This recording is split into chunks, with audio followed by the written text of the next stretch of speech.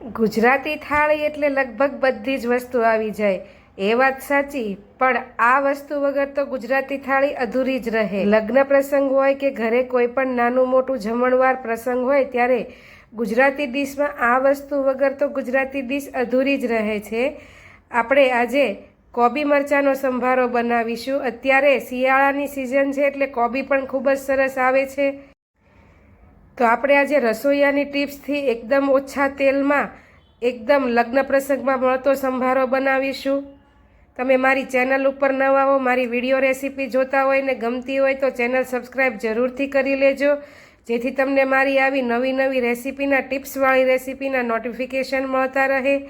અહીં મેં 150 ગ્રામ જેટલી કોબીજ લીધી છે। અત્યારે કોબીજ તમે જુઓ તેમ એકદમ ફ્રેશ, એકદમ લીલી અને વચ્ચેથી આવી રીતે પાંદડાવાળી આવે છે, કડક કે પછી તીખાશવાળી નહીં। કેબેજમાં આપણે નાની સાઈઝનો દડો લીધો છે, તેમાંથી ઉપરના પાન કાઢીને વચ્ચેથી કટ કરી લઈને અને વચ્ચે જે કડક ભાગ હોય છે તે પહેલાં આપણે દૂર કરી લઈશું અને પછી આવી લાંબી લાંબી સ્લાઇસમાં આપણે કોબીને કટ કરી લેવાની છે। સ્લાઇસ થોડી પતલી મીડિયમ રાખવી, એકદમ જાડી કે પછી એકદમ સાવ પતલી પણ નહીં, તેવી મીડિયમ સાઇઝની સ્લાઇસ રાખવાની છે। કોબીનો સંભારો એકલો પણ સરસ લાગે છે, પણ તેમાં આજે આપણે કોબીજની સાથે ગાજર અને મરચાં પણ લઈશું। અત્યારે સિઝન છે એટલે બધી જ વસ્તુઓ સરસ અને આસાનીથી મળી રહે છે માર્કેટમાં। આ સંભારો તમે ગમે તે ડીશ સાથે બનાવશો તો પણ ખાવાની મજા આવશે। એક કેપ્સિકમ મરચું લીધું છે, તેને પણ વચ્ચેથી બીજનો ભાગ કાઢીને લાંબી લાંબી સ્લાઇસ કરી લઈશું। મીડિયમ સાઇઝનું ગાજર લઈ લીધું છે, ગાજરની પણ છાલ ઉતારીને વચ્ચેનો ભાગ કાઢી લઈશું। કડક આવે છે એ, કારણ કે સંભારાને ઝાઝી વાર ચોળવવાનો નથી હોતો અને આ ભાગને ચડતા વાર લાગે છે, એટલે વચ્ચેનો ભાગ જે કડક હોય છે સફેદ ઉપર તે કાઢી લઈશું ને ગાજરની પણ લાંબી લાંબી સ્લાઇસ કરી લઈશું। એક તીખું મરચું લીધું છે, તમે મરચી 2 હોય તો મરચી ચાલે, નહીંતર આવી રીતે મીડિયમ સાઇઝનું એક તીખું મરચું લઈ લઈશું અને તેની પણ સ્લાઇસ કરી લીધી છે। સંભારો શાક કરતાં એકદમ આમ ક્રન્ચી હોય છે, સોફ્ટ થઈ જાય તેવી રીતે નથી બનાવવાનો।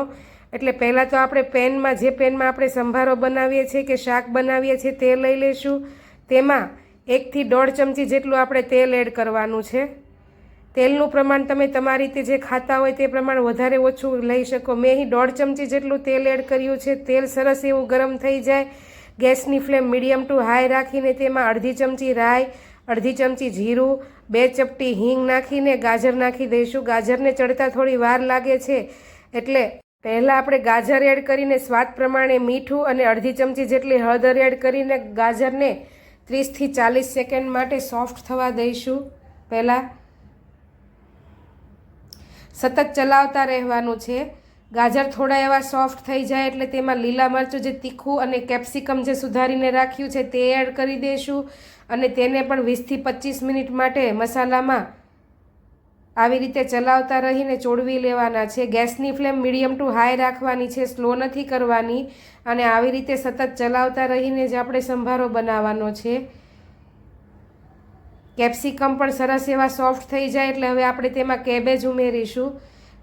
કેબેજને પણ આવી રીતે તેમાં સરસ એવું મિક્સ કરીને ગેસની ફ્લેમને આપણે મીડિયમ ટુ હાઈ રાખીને 3 થી 4 મિનિટ માટે આવી રીતે ચલાવતા રહીને ચોળવી લેવાની છે। કે જે કેબેજને આપણે બહુ સોફ્ટ નથી કરવાની, થોડી એવી ક્રન્ચી રાખીશું। સરસ એવી સોફ્ટ થાય થોડી એવી એટલે તેમાં 1/2 ચમચી લાલ મરચું પાવડર ને 1/2 ચમચી ધાણા જીરું પાવડર એડ કરીશું અને ગેસની ફ્લેમ હવે આપણે બંધ કરી દઈશું। તમે જુઓ તેમ કોબીજ થોડીક એવી સોફ્ટ થઈને ક્રન્ચી છે।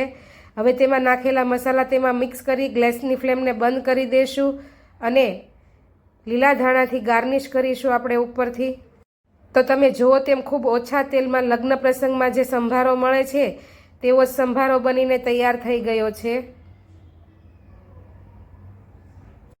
તો ચાલો આવતીકાલે આવી નવી નવી રેસીપી લઈને ફરી મળીશું। ત્યાં સુધી આવજો।